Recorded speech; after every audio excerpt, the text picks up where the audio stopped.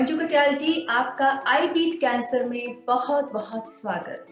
शुरू करने से पहले मैं आपको बधाई देना चाहती हूँ इंटरनेशनल विमेंस डे की। आज 8 मार्च को अंतर्राष्ट्रीय महिला दिवस भी है। एक बहुत सुंदर दिन है और मैं आपसे बात कर रही हूँ, मुझे बेहद खुशी है।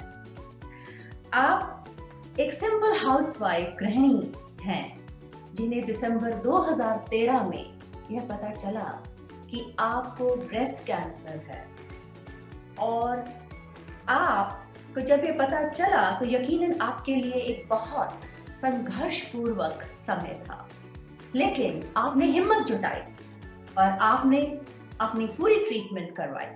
आपकी सर्जरी हुई और उसके बाद आपने रेडिएशन थेरेपी, कीमोथेरेपी भी सहन की, और आज कुछ लगभग 5-6 साल के बाद आप बिल्कुल स्वस्थ हैं और मेरे सामने बैठी हैं।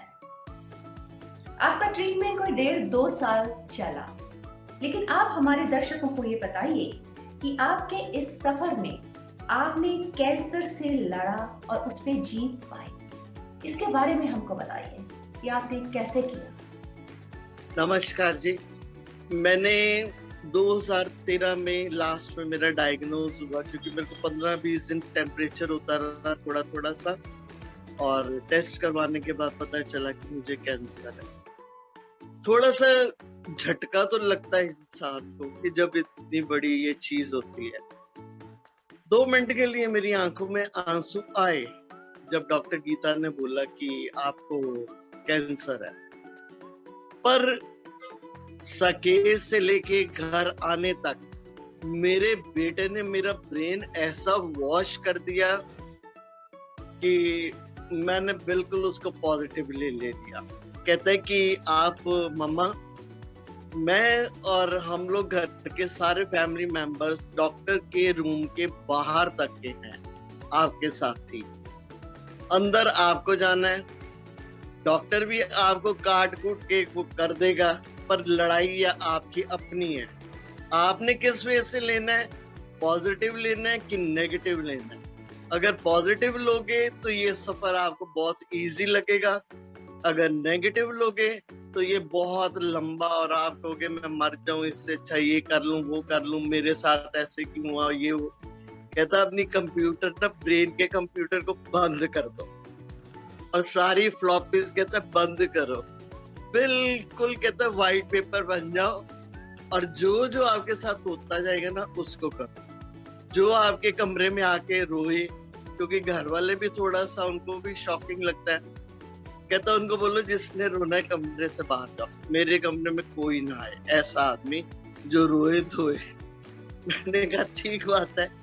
घर में आई और मेरी माता ने लाओ थोड़ा सा रोने लगी, मैंने कहा नहीं, बिल्कुल नहीं, क्योंकि मैंने अपने माइंड जो वो सेट कर लिया है कि मैंने पूरा ट्रीटमेंट अपना करवाना है अपना। और यही वजह है कि मैंने कैंसर का जब ये मेरा ऑपरेशन हुआ तो उन दिनों में ना गाना बड़ा ये चलता था, आई ब्लू है पानी पानी पानी पानी। तो मैं अपनी पाइप जो लगी हुई थी ना उसको पकड़ के कहती थी आई ब्लू है पानी पानी पानी पानी, उसके साथ एंजॉय करती थी। फिर ठीक है, वो कीमो हुई। कीमो के लिए मैं डॉक्टर मीनू के रूम के बाहर बैठी हुई थी, तो कोई कहे कि मेरे नेल्स नीले हो गए हैं, कोई कुछ कहे, कोई कुछ कहे। उन सब की बातें सुन के ना मेरे को बड़ी घबराहट से होने लग गई कि अभी कीमो मेरी तो शुरू हुई नहीं और ये लोग ऐसे बातें कर रहे हैं कि ये होगा वो होगा। मेरा बेटा कहता बिल्कुल ब्लैंक होके अंदर जाओ, ये उनका शरीर है, उनके शरीर ने वो रिएक्शन दिया, आपकी बॉडी क्या रिएक्ट करती है आपको खुद नहीं मालूम। तो ऐसे ही आप सुनी सुनाई मत बातें लो, कानों में रुई डाल लो और डॉक्टर को मिल लो। डॉक्टर साहब ने मेरे को पूछा कि आपने कीमो के बारे में क्या सुना, क्योंकि आजकल मैंने देखा ना हर आदमी ना नेट पर फटाफट निकाल लेता है कि इसके क्या रिएक्शन है, इसका क्या रिएक्शन है, उसका क्या रिएक्शन है। पर हम लोग ये भूल जाते हैं। मैं आपके माध्यम से ये बताना चाहती हूँ कि वो करोड़ों आदमियों में से एक आदमी का एक्सपीरियंस है कि उनको ये हुआ, ये रिएक्शन हुआ, वो रिएक्शन हुआ। प्लीज नेट के ऊपर जाना ही नहीं चाहिए। और मैंने डॉक्टर साहब को बोला, मैंने कहा मैंने ऐसा कोई सोचा ही नहीं है, कुछ नहीं सोचा, मैं ब्लैंक पेपर हूँ, जो होगा मैं खुद फील करूंगी और मैं उसको महसूस करके आपको बताऊंगी कि मेरे को क्या हो रहा है। वो कहते फिर ठीक है, आपकी कीमो पूरी हो जाएगी। वो मेरे को आज के आगे से बोले। और जो कीमो में होता है सबके साथ होता है, मेरे साथ भी वही हुआ, बाल गए, पर मैंने कोई बालों का कोई इश्यू नहीं लिया। हाय मेरे बाल चले गए। हालांकि मेरा पोता बहुत हंसता था, कहता दादा भी गंजा और अब दादी भी गंजी हो गई है। और मैं इतना एंजॉय करती थी अपने गंजेपन को। मैं तो एक दो बार मॉल गई हूँ सुबह 10:30 बजे कि देखूं लोगों का क्या रिएक्शन है। और मॉल में गई तो एक दो जनों ने तो मेरे साथ ना फोटो खिंचवाई कि you are looking so elegant, plan, ये वो सब कुछ। तो मैंने अपने आप को यूं फील किया कि मैं इसका मतलब है बड़ी अच्छी लग रही हूँ, जो सबको अच्छा लग रही है। फिर ये रेडिएशन हुई, मेरी सब कुछ हुई। ऑन द वे मैं ये कह रही हूँ कि सारी जर्नी जो है ना वो अच्छी निकली। मैं ये सबको एक मैसेज जरूर दूंगी कि अपने घर में ना एटमॉस्फेयर जो है ना वो ऐसा पेशेंट और वो वाला मत बनाओ कि हर कोई आपको ये बोले कि बेचारा बेचारी।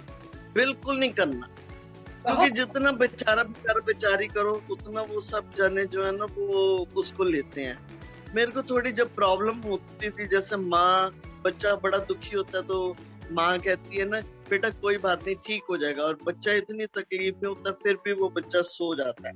और मेरे को प्रॉब्लम होती थी तो मैं ऐसे कहती थी all is well, all is well, all is well. तो मेरे को लगता था मैं ठीक हूँ। बहुत बढ़िया मंजूरी, आपकी बातें सुन के मुझे इतना अच्छा लग रहा है कि आपका ये साहस, आपका ये जो अंदर की एक जो आपकी हिम्मत है कि मुझे कैंसर से लड़ना ही है, और इस दृढ़ संकल्पता से लड़ना है कि मैंने इसको खदाड़ के फेंक देना है अपने शरीर से और पूरी तरह से स्वस्थ हो जाना, जो आप हो गई हैं आज। मुझे इस बात पे आपके पर बहुत गर्व महसूस हो रहा है कि आप एक ऐसी महिला हैं जो दूसरों के लिए एक एग्जाम्पल, एक मॉडल एग्जाम्पल आपने बनाया है कि दूसरों को दिखाने के लिए कि अगर आप लड़ सकती हैं तो कोई भी लड़ सकता है। और जैसे आपने कहा कि उस दृढ़ संकल्पता को लाने के लिए आपके बेटे ने एक बहुत महत्वपूर्ण योगदान दिया। उसने कैसे आपको एक पॉजिटिव, एक सकारात्मक सोच अपनाने के लिए पूरा आपको प्रेरित किया, शुरू से लेके आखिर तक, जब तक आपने कैंसर पर पूरी तरह तक विजय न पा ली। और मुझे इस बात की बेहद खुशी है कि आपके परिवार के सभी सदस्य आपके साथ पूरी तरह सहयोग करते हुए आपको इस बहुत भयंकर बीमारी, जो सब जानते हैं कि है, उसमें से आपको निकाल दिया और आज आप स्वस्थ हैं।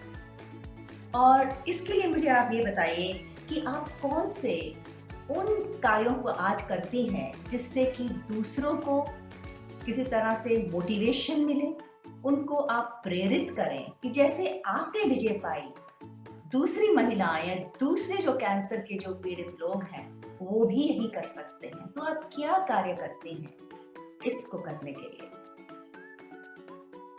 मैं इसमें खैर डॉक्टर्स का भी बहुत बड़ा हाथ है इसमें।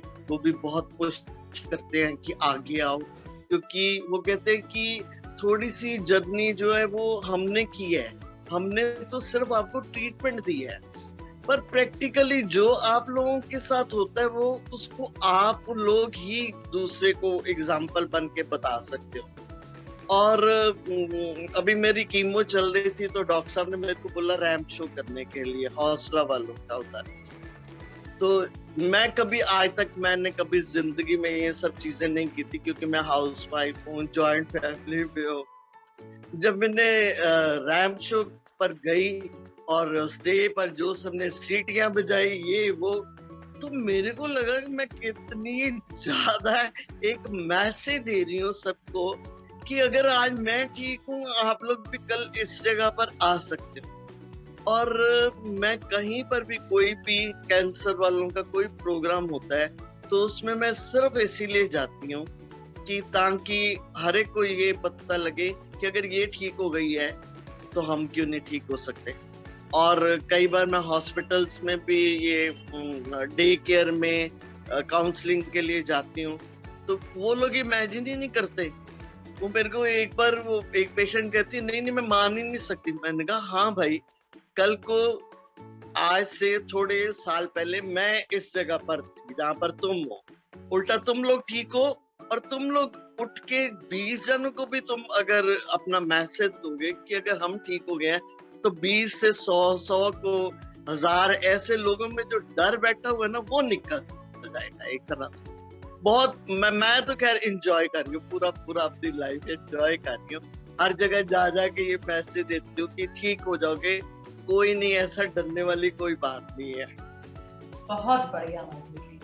और कोई संदेश आप देना चाहते हैं कैंसर से जो पीड़ित लोग हैं, उनको कुछ आप ऐसी बात बताइए जिसको आपको लगता है कि एक सीक्रेट है और वो लोग अगर जानेंगे तो अपने अंदर के डर को एकदम भगा सकते हैं। उन्होंने खुद ही करना है, जैसे आपने बहुत सच्चाई से पूरी बात कही है कि कैंसर की जो लड़ाई है वो उसी की होती है जिसको यह बीमारी होती है। बाकी का जो हमारा पूरा वातावरण है या घर का माहौल है वो हमें एक सहयोग दे सकता है, लेकिन लड़ाई हमारी खुद की है। और उसको लड़ने के लिए जो हिम्मत, जो साहस आपने दिखाया है, जो लड़ने की क्षमता आप में है, उसकी कोई रहस्य, कोई ऐसी सीक्रेट बात जो आप सभी दर्शकों से शेयर करना चाहें तो वो हमें बताइए।